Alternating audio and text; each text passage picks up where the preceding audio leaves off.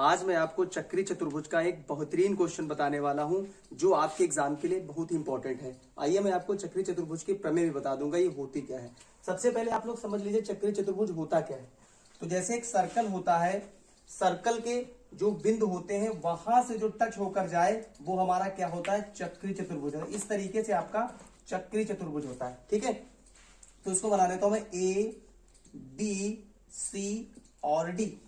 चक्री चतुर्भुज की प्रमेय होती है कि इनके सम्मुख कोणों का योग 180 अंश होता है। ठीक है, तो हमें सबसे पहले लिख लेना है एंगल ए और एंगल सी की वैल्यू 180 होनी चाहिए।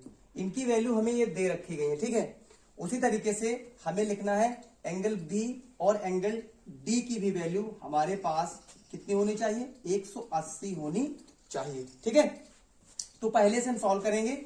एंगल ए का मान हमारे पास कितना है, 2x प्लस 4 लिखेंगे। 2x plus 4 plus angle C की वैल्यू हमारे पास है 2i प्लस 10 इक्वल टू 180। ठीक है, फिर हम क्या करेंगे, यहां से देखेंगे 2x प्लस 2i, इनको ऐड कर लेंगे तो हमारे पास कितना हो जाएगा, 14 हो जाएगा 180। ठीक है, अब मैं इसमें दो कॉमन कर लेता हूं। तो मैंने जैसे दो कॉमन किया तो x प्लस वाई प्लस 7 बराबर 180। अब ये दो से इसको डिवाइड कर देंगे तो हमारे पास कितना हो जाएगा, 19 हो जाएगा। x प्लस वाई प्लस 7 बराबर 90, ये वाला इधर पक्षांतर कर देंगे तो x प्लस वाई बराबर हमारे पास कितना हो जाएगा, 83। ये हमारे पास इक्वेशन 1 बनी। अब मैं दूसरे से देखूंगा b प्लस डी से, तो मुझे b की वैल्यू क्या दी गई है, y प्लस 3 और एंगल डी की वैल्यू मेरे पास क्या है, 4x माइनस 5 इक्वल टू 180। ठीक है, इसी तरीके से मैं इसको लिख लूंगा 4x प्लस वाई माइनस 2 बराबर 180, तो 4x प्लस वाई बराबर 182। ये इक्वेशन हमारे पास सेकंड हो जाती है। अब मैं इसे विलोपन विधि से इसको सॉल्व करके आपको बताऊंगा। क्यों विलोपन विधि से, क्योंकि यहाँ पर y और y यहाँ पर सेम है, दोनों प्लस के ही साइन है। तो समीकरण 1 और समीकरण 2 को मैं आपस में घटा दूंगा। ठीक है, समीकरण 1 मेरे पास क्या है, x प्लस वाई बराबर 83 और इक्वेशन सेकंड मेरे पास है 4x प्लस वाई बराबर 182। ठीक है, अब मैं इनको आपस में क्या कर दूंगा, घटा दूंगा। तो माइनस माइनस माइनस, ये वाली वैल्यू कैंसिल हो जाएगी। तो 3x बराबर कितना हो जाएगा, यहां पर बच जाएगा 9 और 17 में 8 चला गया 9। तो ये माइनस के कितने बचेंगे, ये 9 माइनस का 9 और ये माइनस के 3x, यहां से कैंसिल हो गया। तो x बराबर 99/3। तो आंसर हमारे पास कितना आ गया, x की वैल्यू हमारे पास 33 आ गई। अब इक्वेशन फर्स्ट में इसकी वैल्यू रख देंगे, हमें y की वैल्यू फाइंड आउट करना है।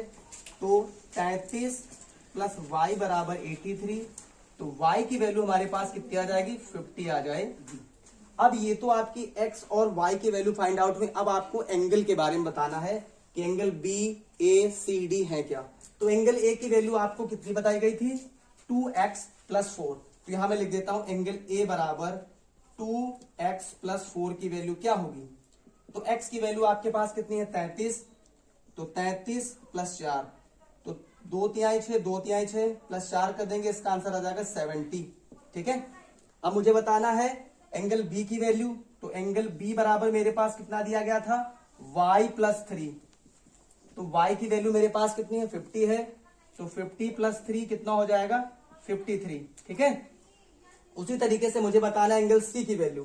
तो मैं लिख लेता हूं एंगल c बराबर मुझे कितना दिया है, 2y प्लस 10।